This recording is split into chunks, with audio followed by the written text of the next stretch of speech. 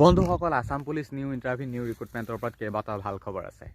Interview কেতিয়া হ'ব তাৰ উত্তৰো দিছে যে এপ্লাইটো হৈছেহে বা এই ভেকেঞ্চিখিনি এপ্লাই শেষ হৈ লওক, তাৰপাছত নিউ ইণ্টাৰভিউ পাতিব অসম পুলিচৰ।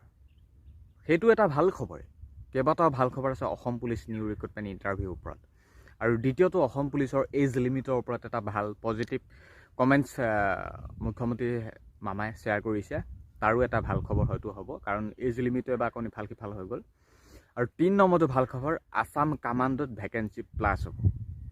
আৰু ৪ নম্বৰ আকৌ এটা ভাল খবৰ, যোৱাকালি পালোঁ CM ছাৰে এটা ক্লিপছ।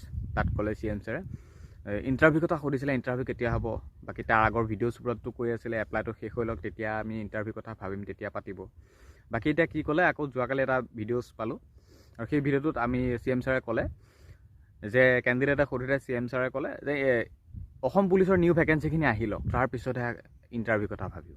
মানে হয়তো নতুনকৈ ভেকেঞ্চি আৰু আহিব, হয়তো ফৰেষ্টো আহিব পাৰে, হয়তো অন্যান্য কিছু আহিব পাৰে, মুঠতে নতুনকৈ ভেকেঞ্চি হয়তো আৰু আহিব পাৰে। খালি 16 জানুৱাৰী অসম পুলিচৰ 2350টা পদৰ অনলাইন এপ্লাই লাষ্ট ডেট আছে, এইটো পাহৰি নাযাবা।